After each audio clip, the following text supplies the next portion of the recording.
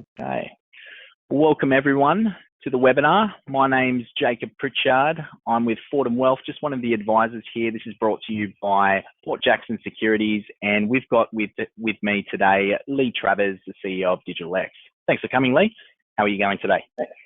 Really well, Jacob. Thanks for inviting me along. And good to catch up after spending a little bit of time in Sydney last week as well.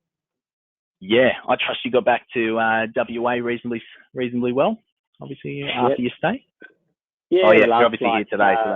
The last flight out of Sydney on Friday night. I came home and no dramas other than 45 minutes or so on the tarmac to make sure my temperature was fine, and then I was back in Perth.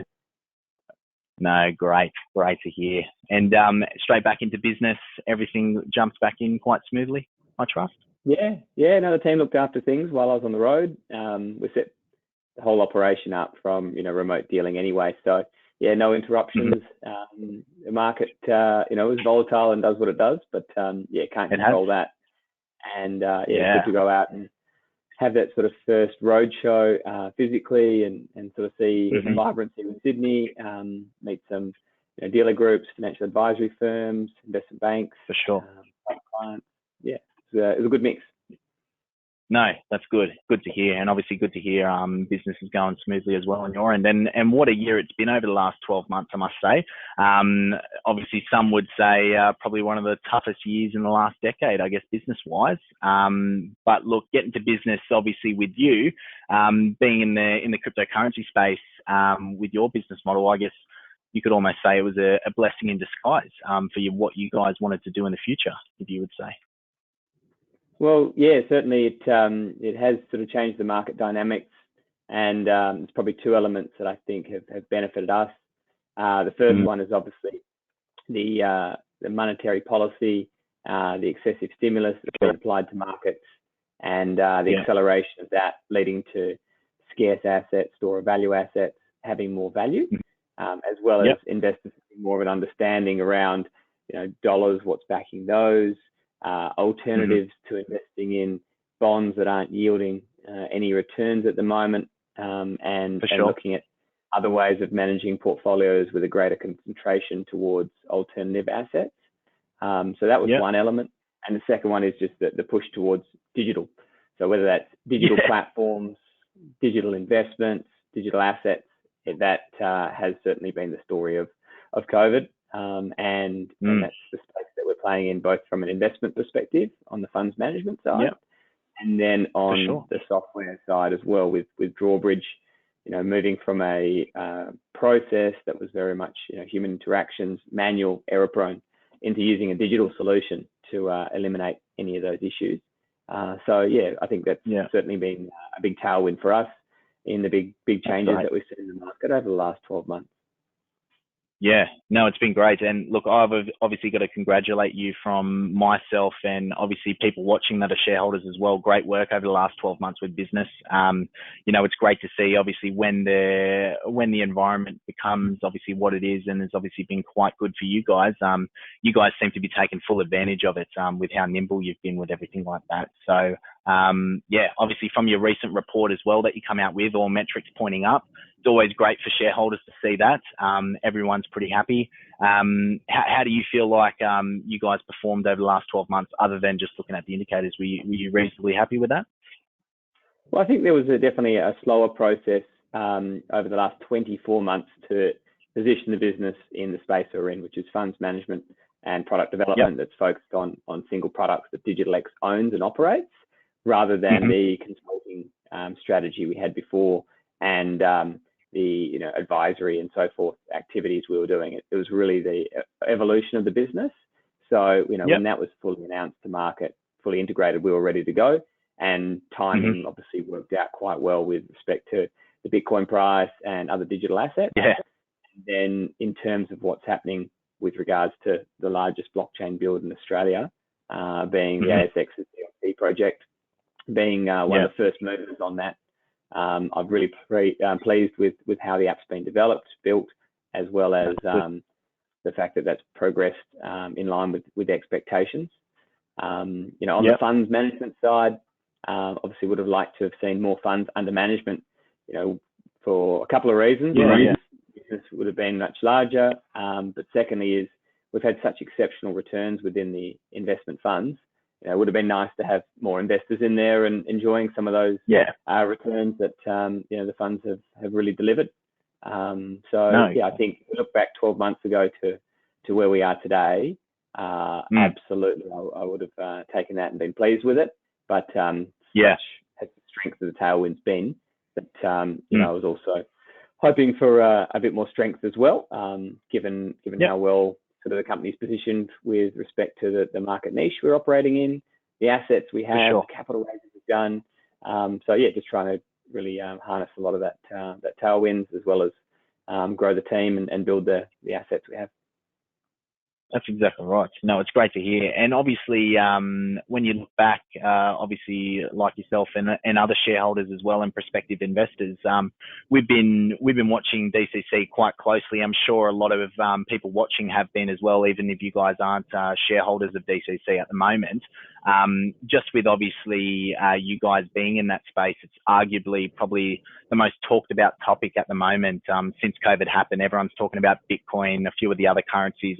I won't mention a few of the meme coins, obviously, but everything's really spiking the interest. But I think a really important point is, people remember DCC back in 2017, obviously from the famous bull run that we had in cryptocurrency. You guys have actually revamped your business a lot since then in regards to revenue streams that were coming in. So, do you want to comment on how obviously the business was a little bit different then from in 2017?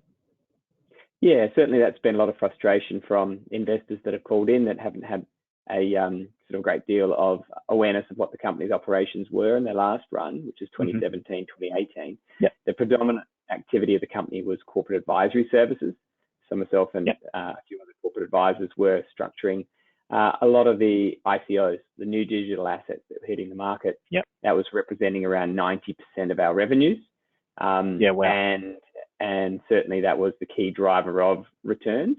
The company was a profitable company at that point. I would say in the roadshows I did during that period, institutional investors didn't see that as a particularly scalable business line. So there wasn't a great deal of interest from institutional investors under that consulting or advisory model, because you're really tied to a few key individuals that know the space rather than a technology or an asset base that generates recurring revenue. So that's really the position that we've been looking to put the company in for a long period of time, to obviously leverage the talent we did have in the space, the understanding, the expertise, but also to build out something that is able to generate more of those recurring revenues that are more of interest by institutional investors. So from business offering perspective, digital asset funds management and software that we're running on a software as a service style subscription platform, that absolutely fits that bill. Now it's really up to us to bring further revenues through those two different business lines, which I think the last quarterly touches on. Significant increase in the revenue there. That will be flowing through the cash flows coming through for the next quarter. And that's sort of starting to really highlight that, all the work we have put into place, while from a revenue and cash flow perspective last year wasn't strong. Hopefully that continues to grow and we'll be in a really good position, this time next year. Yeah, no, it sounds great, obviously, with that. And it's really nice to know that, obviously, from 2017, people perceive the share, obviously, having, like you said, 90% of the revenue coming through from that one stream. You guys have obviously realized that and positioned your business accordingly, that you have multiple streams of revenue coming in from, and also looking to benefit off the further adoption in cryptocurrency at the moment. The point I wanted to make, obviously, on that, further to that as well, we've been watching the share price closely, much like a lot of shareholders. And I think if a few shareholders, obviously, and prospective investors looked pretty closely on the report and saw the assets that you guys were holding. I believe it was on the 8th of April, I think it was, where the share price came pretty close to about 5.6 cents AUD. And I think it was roughly at that price that, the assets on the balance sheet were basically in line with what the share price was. And that wasn't even taking into consideration any future revenue. So, that sort of share price was definitely attractive, obviously looking from a value point of view, which I think you can probably touch on as well, sets up, good prospects from the future, obviously for DCC as well, knowing that the assets on file are sitting around that valuation. Yeah, no, I mean, I've been a director of DigitalX since 2016, late 2016, and predominantly been involved in investor relations throughout that period, and certainly, my ears weren't ringing as much over that entire history as it was that month when we had the share price down at that position. It certainly was a case that we had a couple of aggressive sellers in the marketplace without it ceasing to be substantial notice. So investors hopefully were aware that there was a 5% shareholder selling onto market and possibly indiscriminately, which was very frustrating given the size that was coming through. That was going to take a period of time for the market to digest, and obviously has since then. The selling really wasn't related to anything from a company perspective. The investor came through the capital raising that we did with the US investment bank, H.C. Wainwright, and they had participated in a significant number of North American Bitcoin blockchain companies via placements. I think H.C. Wainwright has done about 1.2 billion US in that first quarter of 2021, and had a very strong Rolodex of investors that were interested in these sort of deals. They've provided very strong words around commitment, support, how they saw us as Grayscale of Australia, which is a passive digital asset Bitcoin investment fund that's had some tremendous success over in the US. But they certainly had a trading strategy, and they were not interested in crossing that up on market. So it was a pretty painful period. But they're now gone from the register in terms of holding shares. So there's some clear air for the share price to breathe, and hopefully some investors took that opportunity to buy a few more. Given exactly right. That it was, and you've seen the share price has recovered quite nicely from those lows anyway in terms of that. So obviously people were definitely interested at when it was approaching those levels. So gives some pretty good prospects to the future as well, which looks really good. I guess something that I'm going to company have never been higher. In the company's history. Obviously with the Bitcoin price. Obviously the Bitcoin price, and indeed raising capital at 9 cents, and being able to acquire shares under that in a short period of time later gives you that sort of relative comfort. I think the company's got as much upside as it's ever had before, and you've got that significant capital base that protects on the downside as well. So from an investment perspective, it does look good for the future. Well. I know we're really excited obviously about the future for DCC. Obviously this space is really getting put into overdrive at the moment. As I touched on before, it's probably the most talked about topic at the moment, and it's only a matter of time before adoption really starts to come in quite aggressively. Obviously everyone would like it to go exponential sooner rather than later, but it's better that we're at the position now that it's a matter of when, not if. So that looks really good as well. Couple things I think a lot of people will like to obviously know about, getting a little bit more into finer details about some of the new revenue streams that you guys are focusing on. Drawbridge, how did this sort of come about? Drawbridge, this is a really interesting part of the business we're finding. Yeah, I mean, DigitalX through that consulting period in 2020 had a research and development group really around innovation where we could be building.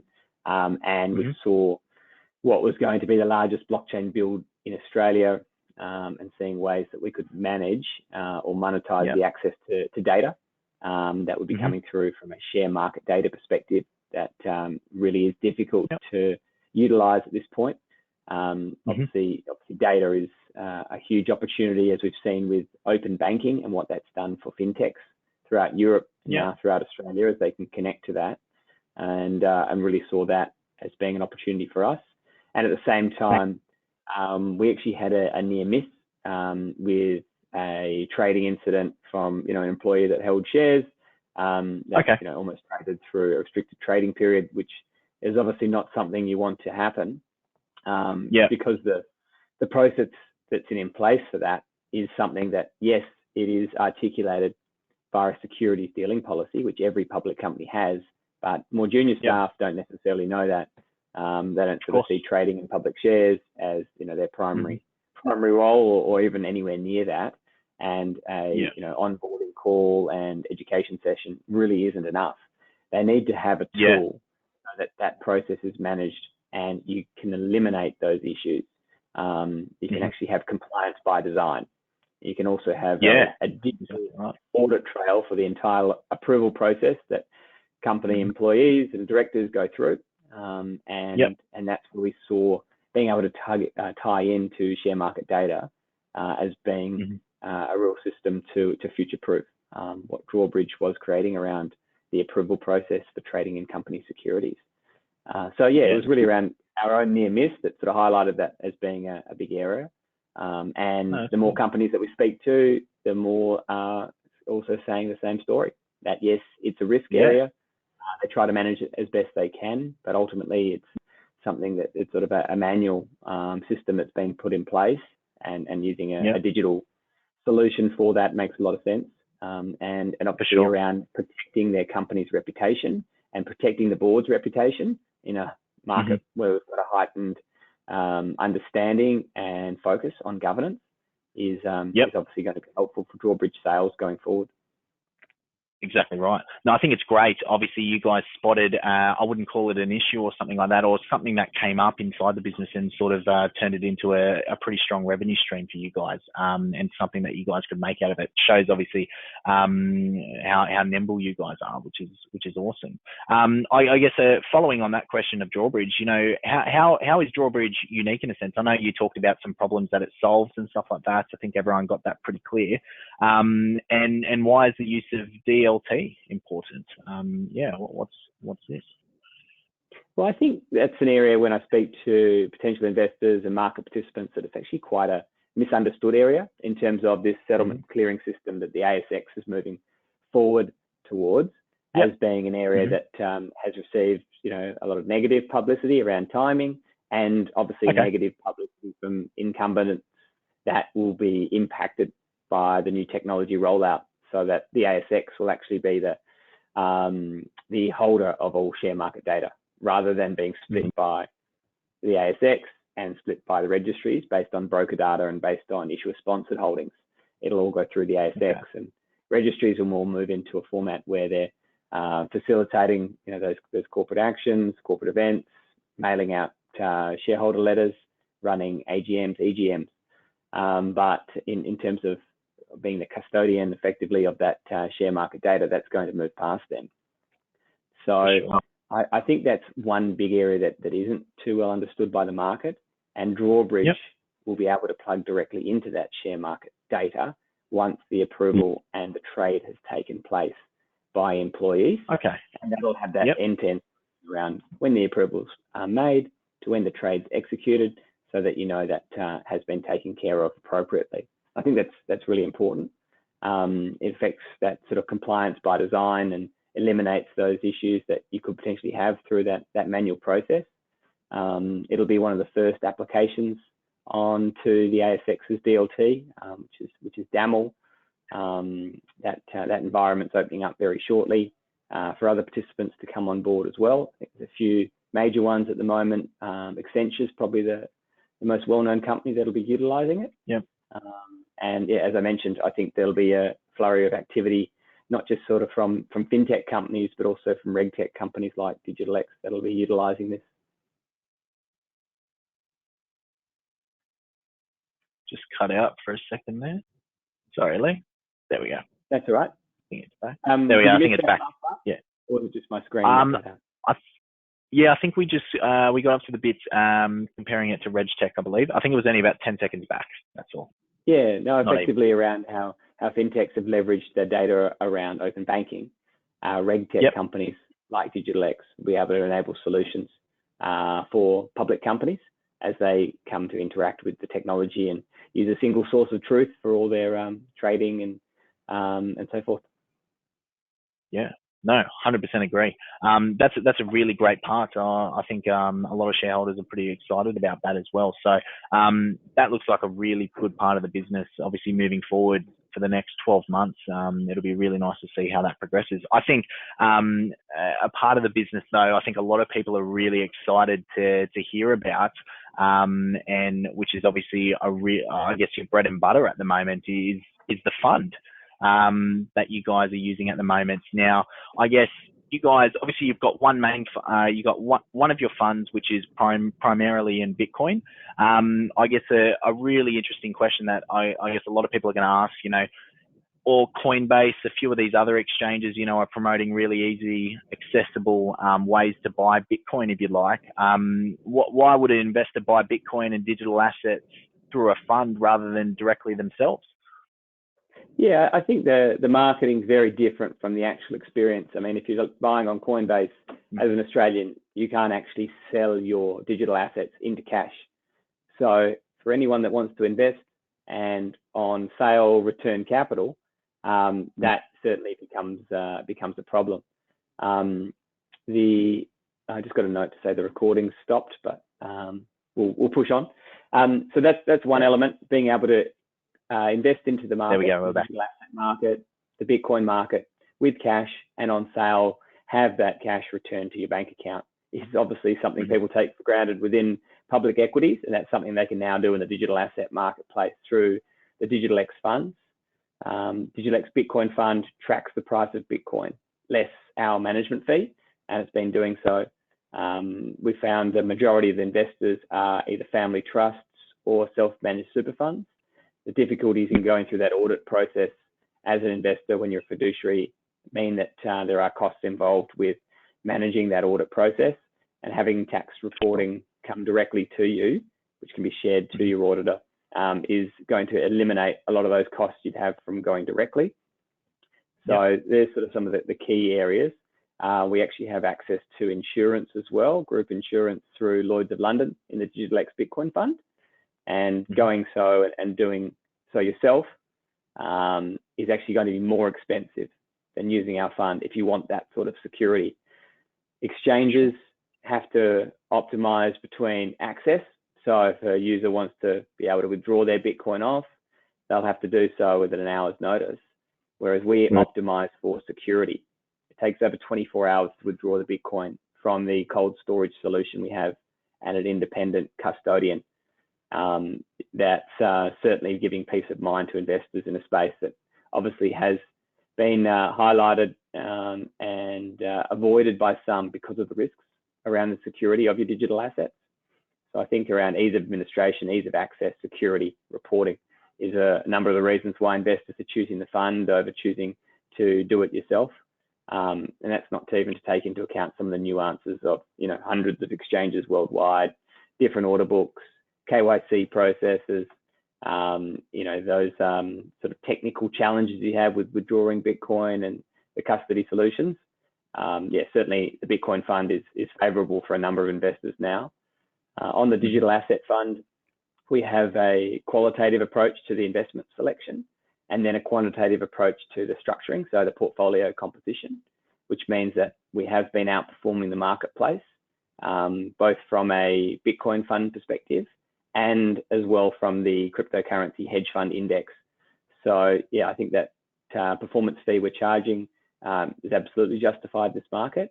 We're also doing some other activities within the sector like staking and yielding, which means that the returns you're having in the fund are in excess of just the digital asset capital appreciation that you're seeing for each of those assets, and rebalancing monthly as well. So sort of striking a balance between the transaction costs that happen from trading as well as capturing the winners in this market that we know has significant upside. I didn't go too deep into that, but there's certainly a number of different reasons why you'd go for a fund like DigitalX is offering than you would by doing it yourself. For sure. Something like a management fee is a pretty small price to pay when obviously investing yourself in digital assets. You obviously touched on a great deal of care is obviously needed when it comes to transferring, withdrawing and everything like that.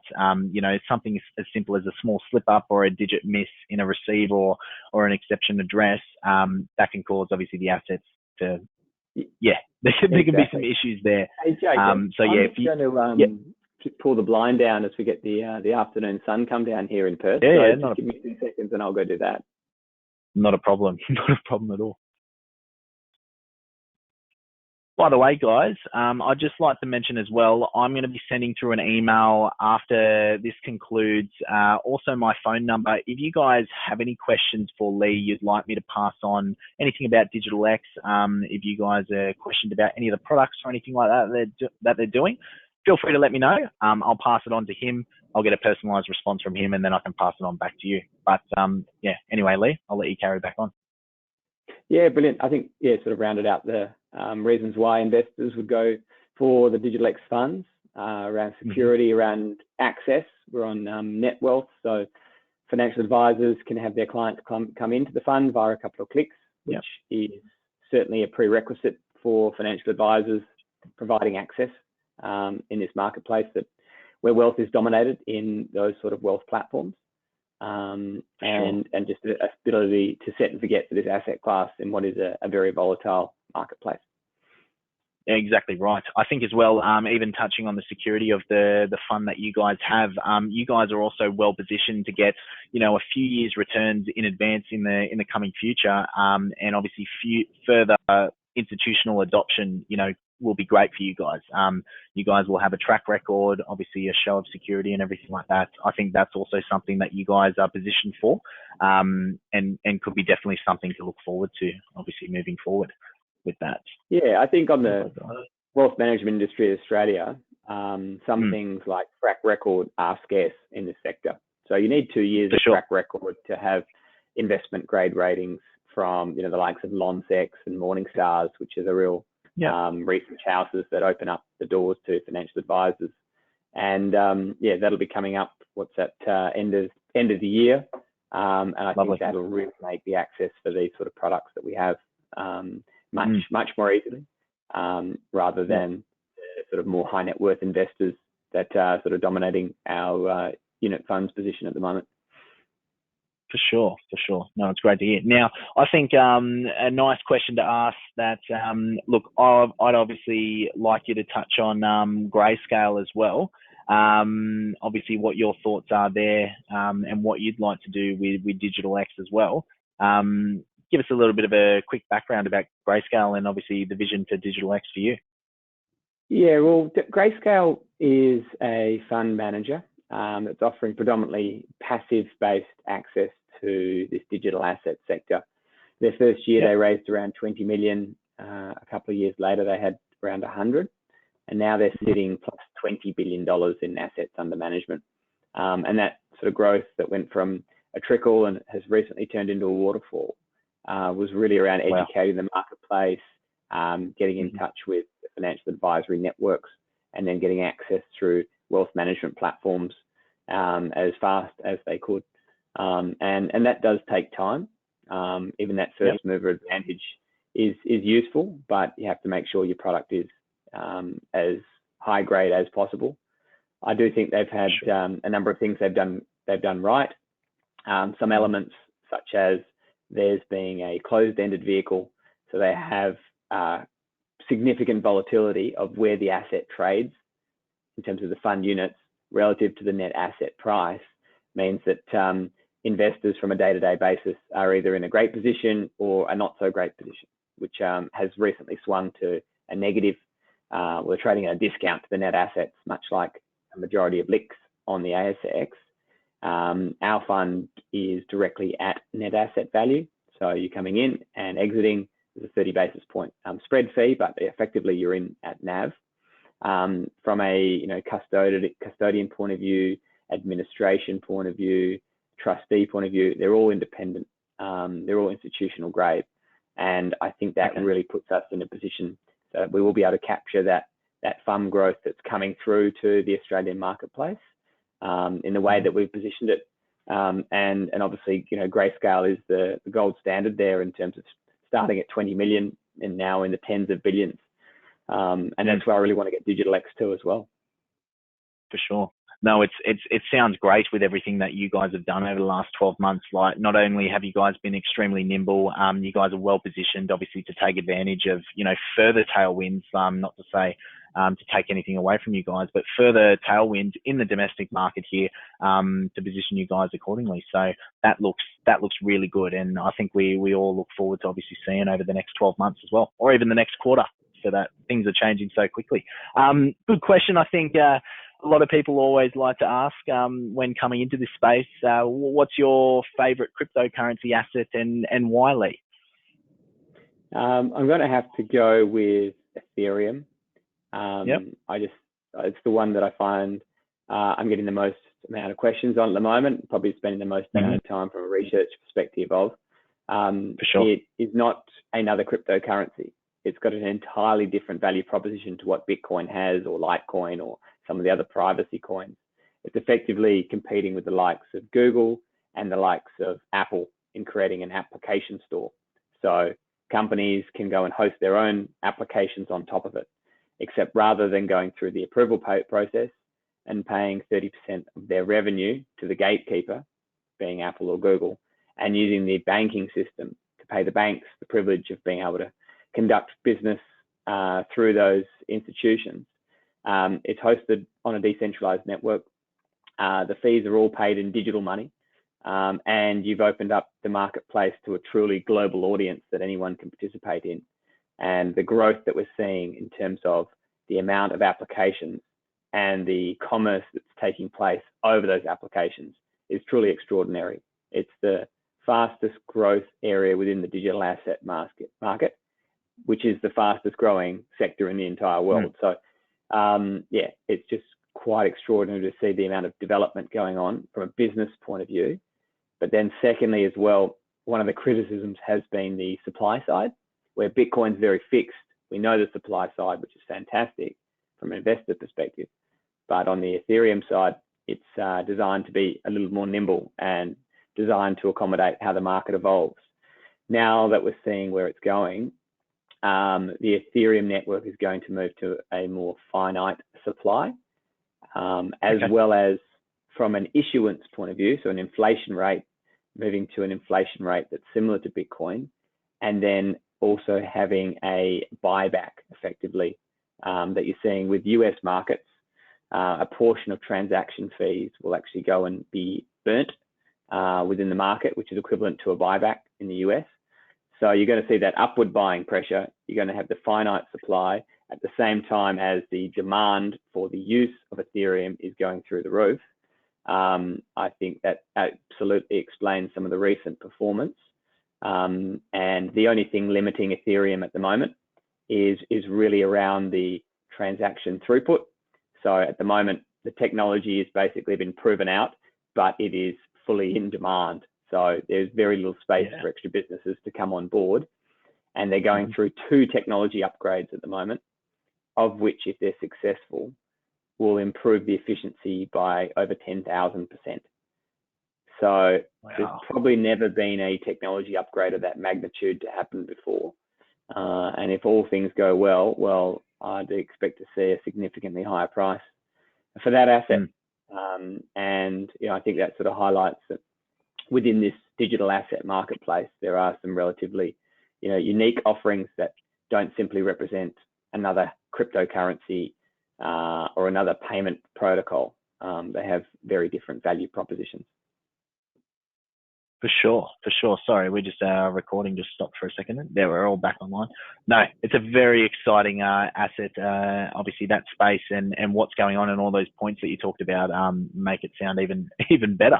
Everyone probably saw that it broke through another key level. I believe it was 3,000 USD just the other day, and it's showing a huge amount of strength. And not to mention as well, the founder is pretty amazing. Obviously, the person that developed Ethereum as well. I think everyone watching, it's probably worth doing a little bit of research on him. He's quite remarkable with how he's done. But I think we'll start wrapping it up there. We're all really excited, obviously, for DigitalX, especially in the next 12 months. which looks really good. You've touched on some really good points.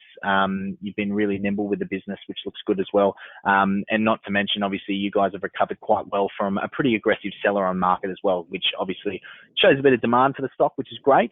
And the assets that you guys have got on the business at the moment is also a really good indicator. So I know we're going to be watching it really closely.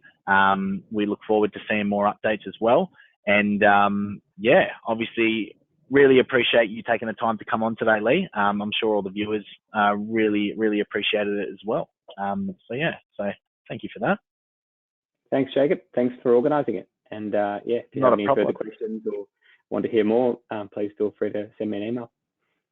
Will do. All right, guys. Well, we'll wrap it up there. Thanks, everyone, for joining in. My name was Jacob Pritchard. I'm with Fortem Wealth. This is presented to you by Jackson Securities. Thanks again, Leigh, for coming in, DigitalX. Feel free to check them out on the market as well. And yeah, I look forward to receiving some of your questions. Anyway, thanks again, guys. See you next time. Thanks, everyone. Cheers. Nice. Bye.